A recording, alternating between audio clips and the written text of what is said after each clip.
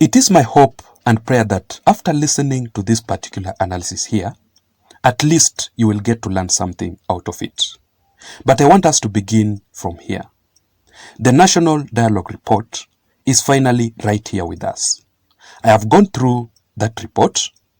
It basically talks about the electoral justice and related matters, the entrenching of funds into the constitution, the establishment and entrenchment of the state offices, and also the fidelity to the law on multi-party democracy. And by the way, I have the full National Dialogue report right here with me. So if you want, I can share with you via WhatsApp. So you can simply text me. My WhatsApp number is 0741 786 109. But according to me, ladies and gentlemen, the only positive thing in that particular report is this: pushing for more county allocations from the current 15% to 20%. The rest of the proposals are totally meaningless to a common mwananchi, in as far as the cost of living is not properly addressed. And if you look at that particular report very keenly, it is just the same with the previous BBI report. And that is why, if you ask me, I totally disagree with that report. And I want you to listen very keenly to what the Githunguri member of the National Assembly, Honorable Wamushomba, had to say about that particular report. Just listen, then we proceed. Kama ni hiyo National Dialogue Committee ambayo inaongewa na kina Ishongwa na Kalonzo Musyoka, debate yetu ni one man, one shilling, one vote. Nikaambiwa ninyamaze. Mwaka imeisha. Tumegawa basare raundi ya kwanza. Sasa tunangojea raundi ya pili. Ni haki mimi ninyamaze mkiteseka?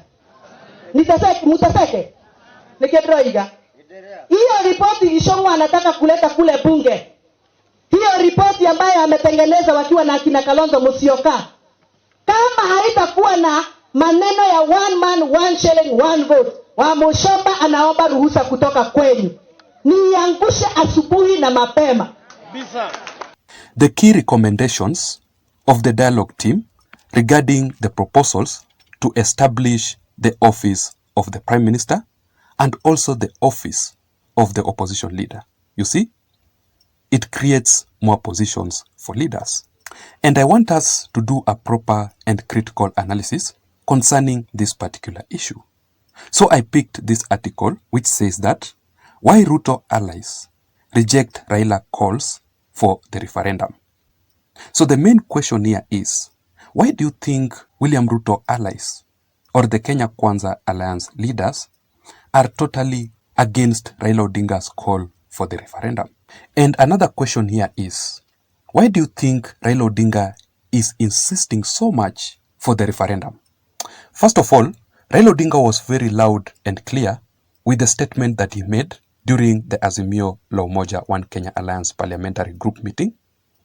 And that statement was also posted on the ODM party official X account, which says that, let me just read for you and show you on the screen. To create the office of the leader of the opposition or to formalize the office of the Prime Cabinet Secretary, the people of Kenya have to have their say by way of a referendum. So let us begin with William Ruto's side. I strongly believe that William Ruto laid a political trap for Raila Odinga by establishing the office of the opposition leader, knowing very well it will cause the disagreements within the Azimio La Umoja Alliance leadership, because the question here will be, who exactly will occupy that position? Is it Raila Odinga? Is it Kalonzo Musyoka or Martha Karua? But William Ruto's main focus on this issue was to formalize the office of the Prime Minister, because the position of Musalia Mudavadi as the Prime Cabinet Secretary is totally unconstitutional. So basically, President William Ruto fears that someone might actually go to court and challenge that position. On Raila Odinga's side, from Raila Odinga's body language, truth be told, Raila wants that particular office of the opposition leader. Raila Odinga is totally salivating for that particular office. But also, Raila Odinga is being very cautious here. Of course, Raila Odinga cannot take that position anyhowly because he will receive backlash from Martha Karua, Kalonzo Musyoka, and also the Azimio la Umoja Alliance supporters over betrayal. And that simply explains as to why Raila Odinga proposed for a referendum. But also, there is also another headache for Raila Odinga after William Ruto rejected the referendum. So in this particular analysis here, I just want to explain to you the critical details on why exactly William Ruto disapproved Raila Odinga's proposal on referendum.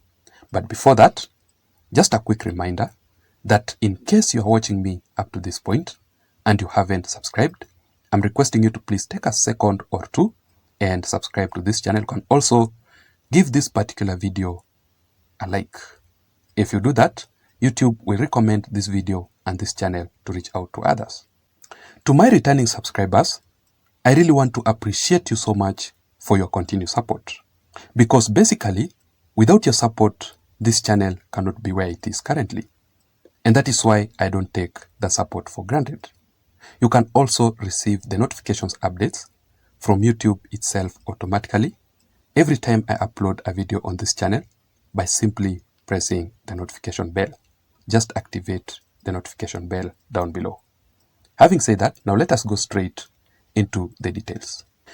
First of all, in my considered opinion, I strongly believe that William Ruto is totally against referendum proposal simply because of the use of taxpayers' money. William Ruto understands very well that going for a referendum is too much expensive. Just like the previous BBI. If you do your research according to the report, is that the BBI actually spent a total of 10 billion before referendum. And also the IEBC had put a cost of 14 billion for the referendum. So basically, it would have costed Kenyans a total of 24 billion. It is too much expensive. So William Ruto basically will not want such kind of a situation in his government. Secondly, William Ruto is totally against this referendum simply because of this issue. With the current situation here in Kenya, do you think that Kenyans will actually embrace that referendum? I don't think so. Kenyans are very much angry. Kenyans are much tired and they will not want such a situation. So definitely, Kenyans will do everything possible to shoot down the proposals. William Ruto will not want such kind of a situation. President William Ruto will not want to appear as a loser because if the proposals will fail, William Ruto will be seen as someone who is losing already. Just like the former head of state, Uhuru Muigai Kenyatta, the way he lost in the previous BBI proposals. And finally, President William Ruto is totally against this referendum simply because it would actually backfire on him. If you still remember very well, when William Ruto was campaigning, his message was very clear to Kenyans because he was asking Kenyans, tuanzie viongozi kwanza ama uchumi kwanza. And Kenyans were very loud and clear. They want the issues to do with the economy first. So who do you support? Do you support Raila Odinga's referendum? Or do you support William Ruto's no referendum? So let us wait and see how things will turn out to be. Otherwise, I don't have much. Thank you so much for watching. Please don't forget to subscribe to this channel. Let me see you again in my next analysis. Bye-bye.